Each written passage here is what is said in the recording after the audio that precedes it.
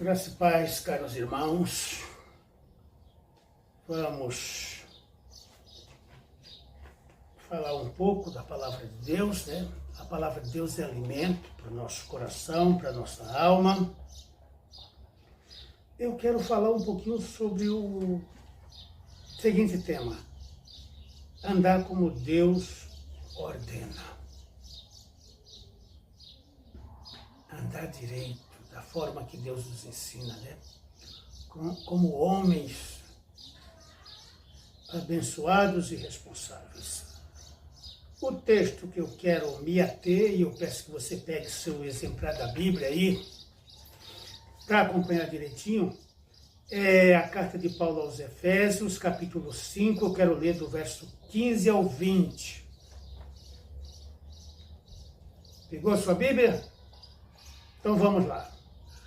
Diz assim: portanto, vede diligentemente como andais, não como nécios, mas como sábios, usando bem cada oportunidade, porquanto os dias são maus. Por isso não sejais insensatos, mas entendei qual seja a vontade do Senhor. E não vos embriagueis com vinho, no qual há devassidão, mas enchei-vos do Espírito, falando entre vós em salmos, hinos e cânticos espirituais, cantando e salmodiando ao Senhor no vosso coração, sempre dando graças por tudo a Deus, o Pai, em nome de nosso Senhor Jesus Cristo, sujeitando-vos uns aos outros no temor de Cristo. Pai bendito e santo, eis aqui a tua palavra lida. Fale aos nossos corações, que a tua palavra seja benéfica às nossas vidas, às nossas almas. É como pão, é como maná, é como algo vindo do céu, Pai, para nossas vidas, para o nosso crescimento e para a nossa educação, né? Para a nossa construção de homens e mulheres abençoadas que andam segundo o seu padrão, seus preceitos, e são dirigidas pelo teu Espírito Santo. Pai, abençoa-nos, fale conosco em nome de Jesus. Amém. Andar como Deus ordena. Ouviram o texto, né? Leram aí o texto. Então, o primeiro verso fala em diligente, né? Ser diligente. Diligente é alguém zeloso, cuidadoso e rápido na execução de tarefas, demonstrando dedicação e responsabilidade. Preste atenção. O texto faz alusão a esse termo importante, mas vai além. Não como os nécios, mas como os sábios. Nécios aqui se refere, são pessoas ignorantes, tolas ou sem instrução, que carecem de conhecimento, sabedoria ou capacidade intelectual para discernir. Deriva do latim nécios, com o e não com o, ou significando aquele que não sabe, para não falarmos outra palavra mais pejorativa, né? Melhor dizendo, imprudente, como diz o verso 15, né? Portanto, vede diligentemente como andais, não como nécios, mas como sábios, usando bem cada oportunidade, porquanto os dias são maus. Até porque o salário do pecado é a morte, né? O salário do erro é problema. Então nós não queremos ser imprudentes, nós não queremos ser nécios, nós queremos ser diligentes na presença de Deus, né? Então eu quero dar aqui ao menos 3 destacar apenas 3 pontos hoje aqui, nesse pequeno sermão ao seu coração, ao meu coração. Porque quando se prega, você pensa que só se exorta aos outros, mas se exorta primeiro a quem fala. Então, o primeiro ponto que eu dou destaque é não ser insensato. Você viu aí, deve ter bom senso, prudência, razão e equilíbrio, no verso 17 ao 18. Nós vimos aí. Né?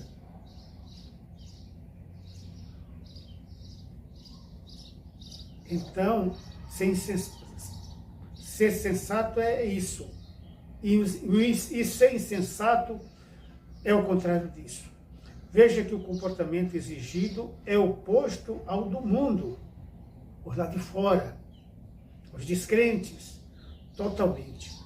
Ter cuidado quanto aos vícios, quando der um conselho, seja puro, para que o conselho tenha força de exercer em que ele for aplicado. Não adianta eu beber e falar para o outro parar de beber.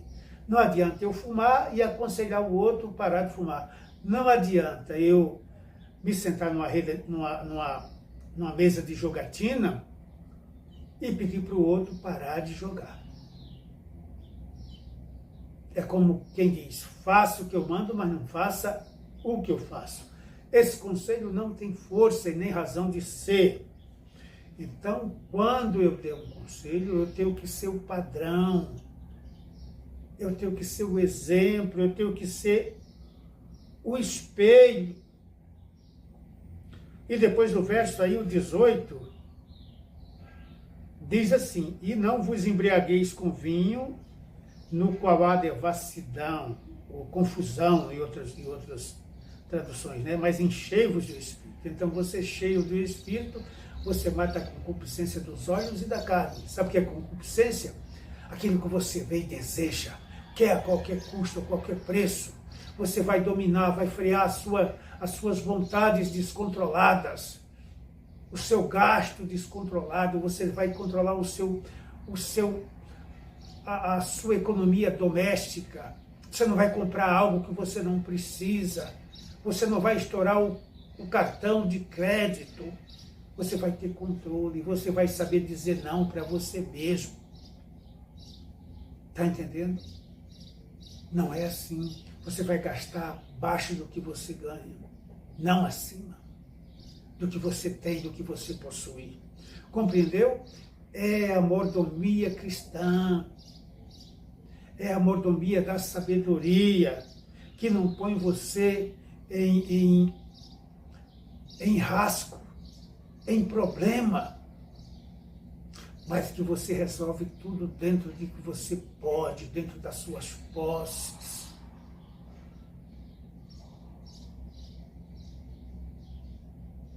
É por isso que o texto manda não ser insensato, ter sensatez, ser controlado, ser prudente, ser abençoado. E o terceiro ponto que eu quero destacar é ser um adorador quanto mais. O verso 19 vem dizer, falando entre vós em salmos, hinos e cânticos espirituais, cantando e salmodiando ao Senhor no vosso coração. Cantar hinos, salmodiar ao Senhor, é uma prática bíblica para encher o coração com a presença de Deus, louvando-o com salmos, hinos e cânticos espirituais. E até você tentar escrever o seu próprio salmo de adoração a Deus. Os salmos eram louvores, eram canções de adoração. Lembra de Davi? Quando tocava a sua harpa. Lembra os salmos? Não que todos os salmos sejam deles. Tem salmo de Asaf, de Jedutum, de Moisés, tem salmos anônimos e por aí vai. Então já vi alguém traduzir hinos em línguas. Pensa numa coisa linda, salutar. Tudo que você está fazendo e o Espírito Santo está presente, dominando o ambiente, é maravilhoso. É por isso que está escrito, onde há o Espírito do Senhor, aí há liberdade para adorar, para ser curado, para ser restaurado, para se prostrar, se render, se entregar diante do Senhor. Então, salutar quer dizer, significa benéfico, saudável, ou útil a saúde. Está vendo? Isso faz bem, porque na presença de Deus até a tristeza salta de alegria. Né? A alegria do Senhor é a minha, é a tua força, é a unção do Espírito Santo que se manifesta na nossa vida, no nosso ser, no nosso interior. Aí não tem depressão, não tem cadeias que fiquem, são quebradas, grilhões caem por terra, e você tem alegria para engrandecer o nome do Senhor. Diante disso, o segundo ponto que eu quero destacar é agradecer a bondade de Deus. O verso 20 vem dizer isso, ó, sempre dando graças por tudo a Deus, o Pai, em nome do nosso Senhor Jesus Cristo. Dando graça, porque a oração tem que ser feita em nome de Jesus. Deus não levantou outro intercessor, outro mediador entre ele e os homens. Levantou Jesus. Deu prerrogativas e credenciamento a Jesus, o nome ao qual está toda a autoridade no céu e na terra e debaixo da terra. É o nome de Jesus. Então, ações de graças. Por que isso? Porque tudo que temos vem de Deus. Né? Olha o ar que nós respiramos, o oxigênio, gratuito. Deus não ensaca as coisas e põe uma marca e vende, que nem os homens.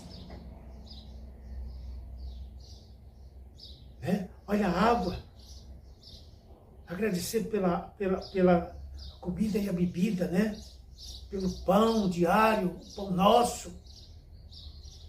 Que tudo vem da terra, tudo vem de Deus. A saúde, a vida. E nós mesmos, né? Quem nos fez? Quem nos criou? Qual foi o mecânico, o engenheiro que nos projetou? Tudo vem do Pai das luzes. A frase dita aqui baseia-se em Tiago 1,17, que afirma que toda boa dádiva e todo dom perfeito descem do céu do Criador dos astros. Então tudo que você tem é dele, e você nunca agradeceu a Deus, acha que é a força do seu braço, acha que é o ego é eu posso, eu sei, eu sou, eu faço, eu sou tal, eu sou o cara. Né? Não é nada disso. Tudo que você tem, você deve a Deus. Até os seus filhos são heranças do Senhor, você criou, educou, mas não são seus. Então não se engane. Até sua saúde para cuidar dos seus vem dele, tudo. Não se gabe que tudo é você. Porque se Deus lhe tirar o fôlego de vida, você vai virar pó. Você se decompõe. A alma que está dentro de você, que é essa parte intelectual, que sabe o que significa morte, é quando a alma sai do corpo. Daqui a meia hora seu corpo está gelado, sem vida. A vida é a alma que está dentro de você. Né? É por isso que você se movimenta, que você fala, se comunica. É a alma. Se Deus retirar a alma de você, você morre.